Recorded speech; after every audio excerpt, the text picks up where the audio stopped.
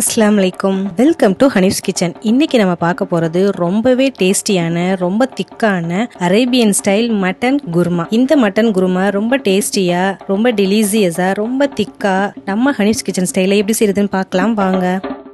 இதுக்கு நான் first 1 kilo mutton எடுத்திருக்கேங்க. மட்டன் வந்து பெரிய பீஸா எடுத்துக்கலாம். அப்பதான் இந்த அரேபியன் மட்டன் குருமாக்கு சூப்பரா இருக்கும். ஸோ பெரிய பீஸா பார்த்து 1 கிலோ எடுத்துக்கலாம். இந்த மாதிரி எலும்பு உள்ள மட்டன் எடுத்துக்கோங்க, இன்னுமே அது ரொம்ப டேஸ்டியா இருக்கும். அதுக்கப்புறம் பார்த்தீங்கன்னா 4 பெரிய வெங்காயத்தை நான் நீல வாக்கில் கட் பண்ணி வச்சிருக்கேங்க. இதை வந்து நம்ம ஃப்ரை பண்ணி தனியாக எடுத்து வச்சுக்கணும். அதுக்கப்புறம் 2 தக்காளி, இந்த 2 தக்காளி நல்லா பேஸ்ட் மாதிரி அரைச்சி வச்சுக்கலாம். அதுக்கப்புறம் இஞ்சி பூண்டு 3 ஸ்பூன் எடுத்திருக்கேங்க. அப்புறம் முந்திரி பருப்பு 10 முந்திரி பருப்பு, தேங்காய்ச்சீல் 1 பத்தை. நம்ம வந்து தேங்காய்ச்சீல கட் பண்ணும்போது 1 கைப்பிடி அளவு இருக்கணும், அந்த அளவு. இப்போ இது 2ஐயும் சேர்த்து நல்லா பேஸ்ட் மாதிரி அரைச்சி வச்சுக்கலாம். இது இருக்கட்டும். அதுக்கப்புறம் தயிர் வந்து நல்லா கெட்டியான தயிரா வந்து நான் 250 ml எடுத்திருக்கேங்க. அப்புறம் தாளிக்கிறதுக்கு பிரியாணி இலை 3, அதுக்கப்புறம் அன்னாசி பூ 2 எடுத்திருக்கேன். அதுக்கப்புறம் ஜாதி பத்திரி, ஜாதிக்காய். இந்த ஜாதிப்பூ இது 2ஐயும் நம்ம வந்து ஃபைனலா தாங்க சேர்த்துக்க போறோம். ஸோ இது இருக்கட்டும். அதுக்கப்புறம் பாத்தீங்கன்னா 15 பாதாம் பருப்பு எடுத்திருக்கேன். இந்த பாதாம் பருப்பை ஃபர்ஸ்ட் நம்ம நல்லா சுடு தண்ணியில ஊத்தி ஊற வச்சிடலாம். இதுவும் நம்ம லாஸ்ட் தான் சேர்க்க போறோம். ஸோ இது நல்லா ஊறட்டும். இது ஒரு ஓரமா வச்சிடலாம். இப்போ ஸ்டார்ட் பண்ணிடலாங்க. இப்போ நான் ஃபர்ஸ்ட் அடுப்பை ஆன் பண்ணி குக்கர் வச்சு நெய் சேர்த்துக்கிறேன். இதுக்கு நம்ம கண்டிப்பா நெய் தான் சேர்க்கணும். ஏன்னா பொதுவா நம்ம வந்து ஒரு கிரேவி ரெடி பண்ணும் போது ஆயில் ஊத்தி தான் கிரேவி ரெடி பண்ணுவோம். பட் இதுல வந்து நம்ம நெய் ஊத்தி செய்யும் போது இதோட டேஸ்டே ரொம்ப ஹைஃபையா இருக்கும். அப்புறம் நான் வந்து 100 ml ஆயில் ஊத்திக்கிறேன், அதாவது 1 கப்பு. இந்த எண்ணெய் நல்லா காஞ்சதுக்கு அப்புறம் நாம நறுக்கி வச்ச வெங்காயத்தை சேர்த்துக்கலாம். சேர்த்துட்டு கோல்டன் பிரவுன் கலர்லயோ இல்ல நல்லா வதங்குற மாதிரியோ கிடையாதுங்க. இது வந்து மொறுமொறுன்னு ஃப்ரைடு ஆனியன் மாதிரி நல்லா மொறுமொறுப்பா ஃப்ரை பண்ணணும். இந்த மாதிரி நல்லா ஃப்ரை பண்ணிக்கணும். ஃப்ரை பண்ணதுக்கு அப்புறம் இதை தனியா தட்டுல எடுத்து வச்சுக்கலாங்க. எடுத்து வச்சுட்டு இந்த ஆயில்ல நான் பிரியாணி இலை 3, அன்னாசி பூ 2 சேர்த்துக்கிறேன். இந்த ஜாதி பத்திரி, ஜாதிக்காய் இப்ப நம்ம சேர்த்துக்க வேணாம். இந்த பிரியாணி இலை, அன்னாசி பூ இது 2 நல்லா பொரிஞ்சதுக்கு அப்புறம் நாம வந்து மட்டனை வந்து இந்த நெய்யில சேர்த்துடலாம். இந்த மட்டன் நல்லா சேர்த்ததுக்கு அப்புறம் ஒரு தடவை நீங்க வந்து பெரட்டி விடுங்க. உங்களோட மட்டன் என்ன கலர்ல இருக்கோ இந்த கலர் ஃபுல்லா டோட்டலா சேஞ்ச் ஆகணும். அது வரைக்கும் இந்த ஆயிலே இந்த மட்டன் நல்லா குக் ஆகட்டும். இப்ப இந்த மட்டனுக்கு தேவையான அளவு உப்பு சேர்த்துக்கலாம். உப்பு சேர்த்துட்டு மறுபடியும் ஒரு தடவை கிளறி விட்டுருங்க. இப்ப பாத்தீங்கன்னா அடுப்பை சிம்ல வச்சுட்டு இந்த மட்டன் வந்து இந்த நெய்யில நல்லா குக் ஆகட்டும். இப்ப வந்து பாத்தீங்கன்னா நம்ம ஃப்ரை பண்ணி வச்ச வெங்காயம் நல்லாவே ஆறிடுச்சு. இதை வந்து நம்ம மிக்சியில போட்டு அரைச்சிடலாங்க. தண்ணி எல்லாம் எதுவும் ஊத்த வேணாம், சும்மா அரைச்சாலே போதும். வெங்காயத்தை இப்ப அரைச்சாச்சுங்க. இதை வந்து நம்ம இப்போ ஒரு தட்டுல டிரான்ஸ்ஃபர் பண்ணிடலாம். அதுக்கப்புறம் பாத்தீங்கன்னாக்கா இந்த 2 தக்காளி நம்ம வந்து பேஸ்ட் பண்ணி வச்சுக்கலாம். இப்ப பாத்தீங்கன்னா இந்த மாதிரி நல்லா அரைச்சு வச்சாச்சு. இப்ப பாத்தீங்கன்னாக்கா இந்த மட்டன் வந்து இந்த எண்ணெயில நல்லாவே வெந்து அந்த கலர் டோட்டலா சேஞ்ச் ஆயிடுச்சுங்க. சோ இந்த டைம்ல நாம வந்து இப்ப நான் ஃபர்ஸ்ட் பாத்தீங்கன்னாக்கா இஞ்சி பூண்டு 3 ஸ்பூன் இருக்குல்ல, அதை சேர்த்துக்கிறேன். அதுக்கப்புறம் 250 ml தயிர் சேர்த்துக்கிறேன். சேர்த்து இது எல்லாத்தையும் நல்லா மிக்ஸ் பண்ணிடலாம்.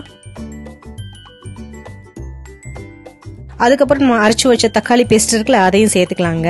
சேர்த்துட்டு இந்த டைம்ல நம்ம வந்து 1.5 ஸ்பூன் காஷ்மீரி மிளகாத்தூள் சேர்த்துக்கலாம். அதுக்கப்புறம் இது வந்து கறி மசாலா. இதுல வந்து பட்டை, கிராம்பு, ஏலக்காய், கசகசா, மல்லி, சீரகம், மஞ்சள் இந்த மாதிரி 10 ஜாமான் வந்து சேர்த்து அரைச்சு வச்சிருக்கோங்க. சோ நான் அதை வந்து ஒரு 2 ஸ்பூன் சேர்த்துக்கிறேன். நீங்க வந்து ரெடிமேடா கறி மசால் பொடி இருக்குல்ல, அந்த மாதிரி கூட வாங்கி சேர்த்துக்கலாம். இப்ப இது எல்லாத்தையும் சேர்த்துட்டு நல்லா மிக்ஸ் பண்ணிடலாம். மிக்ஸ் பண்ணிட்டு இப்ப இந்த டைம்ல நாம வந்து நம்ம வந்து நல்லா ஃப்ரை பண்ணி அரைச்சு வச்சோம்ல வெங்காயம், அதை சேர்த்துக்கலாங்க. சேர்த்துட்டு ஒரு 1/2 டம்ளர் தண்ணி ஊத்தி நல்லா மிக்ஸ் பண்ணிடலாம். மிக்ஸ் பண்ணிட்டு நாம இப்ப குக்கர்ல மூடி போட்டு ஒரு 4 விசில் வச்சிடலாம். இப்ப இங்க விசில் வரட்டும். இந்த டைம்ல நாம வந்து இந்த மிக்ஸி ஜார்ல தேங்காய்ச்சீல், முந்திரி பருப்பு இது 2ஐயும் கொஞ்சமா தண்ணி ஊத்தி நல்லா பேஸ்ட் மாதிரி அரைச்சிடலாங்க. இப்ப பாத்தீங்கன்னா நல்லா ஃபைன் பேஸ்டா இந்த மாதிரி அரைச்சு வச்சாச்சு.